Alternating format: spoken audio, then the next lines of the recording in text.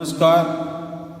विषय हिंदी कक्षा 6 प्रथम सत्रनी अंदर पाठ 2 एक जगत एक लोक कवितानो આજે આપણે ભાવાર્થ સમજવાનો છે। આગલા વિડીયોની અંદર આપણે કવિતા કંઠસ્થ કરવા માટે આપેલી હતી, શબ્દાર્થ એકવાર લખવા આપેલા હતા, કવિતા પણ એકવાર લખવા આપેલી હતી। તો હવે આજે કવિતાનું ભાવાર્થ સમજીશું। पाठ 2 एक जगत एक लोक। तो यहाँ पर कहा गया है एक जगत एक लोक सबका है एक मान। यहाँ पर कवि कहता है कि यह दुनिया यह संसार सब एक ही है और सबका मान सम्मान एक ही होना चाहिए, सबका महत्व एक समान है। एक चंद्र एक सूर्य एक भूमि आसमान।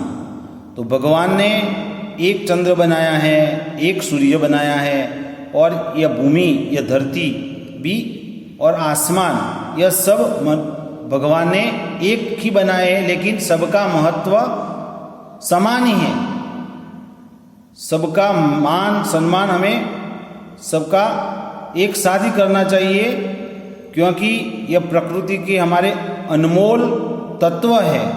हमें चंद्र का भी महत्व हमारे जीवन में है, सूर्य का भी है, भूमि यानी धरती और आसमान यह सब का हमारे जीवन के साथ, यह हमारे जीवन के साथ इन सब का साथ होना बहुत ज़रूरी है। इनके बिना मनुष्य का जीवन कल्पना भी हम नहीं कर सकते।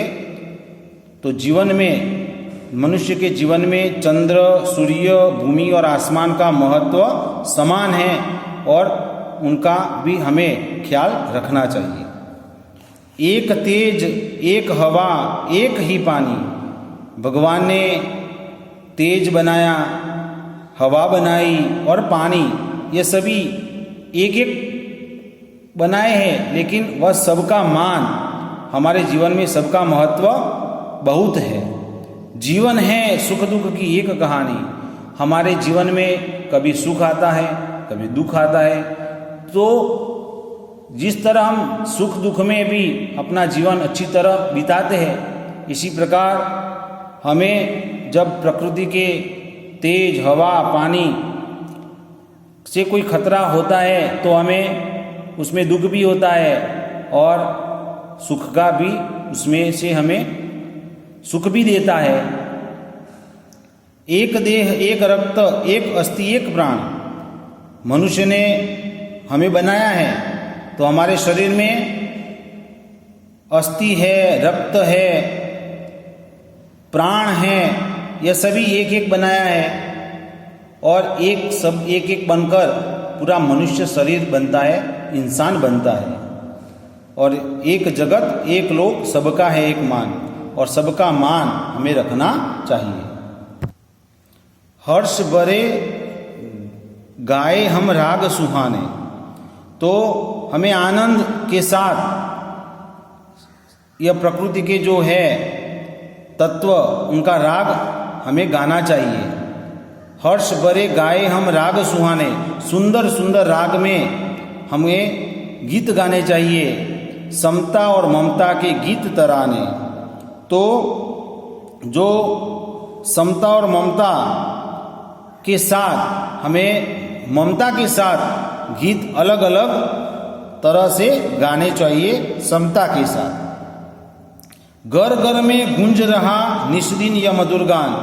आज हर एक घर में गूंज रहा है निष्दिन, दिन और रात, यह मधुर गान। एक जगत एक लोक। पूरे विश्व में सबके घरों में प्रकृति का महत्व है, उनके गीत घर घर में गूंज रहे हैं और दिन रात यह मधुर गान हमें सुनाई देना चाहिए। और सब मनुष्य को एक साथ अच्छी तरह व्यवहार करना चाहिए। हमें ऊंच नीच के जो भेदभाव है ज्ञाति के या कोई धर्म का जो धर्म के बाबत में जो लड़ते हैं लोग, तो हमें यह सब छोड़ देना चाहिए, क्योंकि भगवान ने तो एक ही मनुष्य बनाया था। मनुष्य में एक ही रक्त एक ही अस्थि और एक ही प्राण सबको दिए हैं। तो हमें दूसरों के साथ लड़ना नहीं चाहिए, समानता से रहना चाहिए।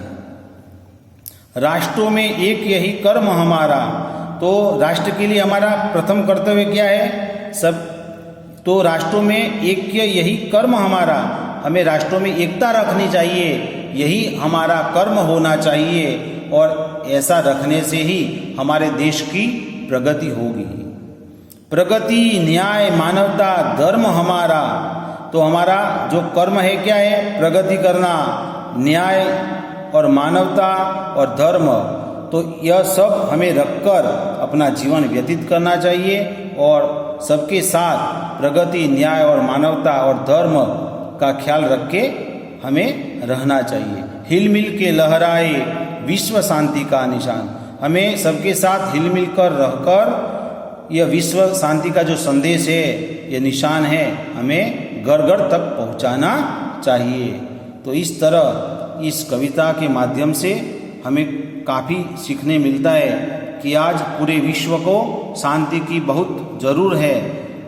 तो इसका भावार्थ आपको समझ में आ गया होगा, तो आपको ये कविता कंठस्थ भी करनी है और भावार्थ को भी याद रखना है। अस्तु।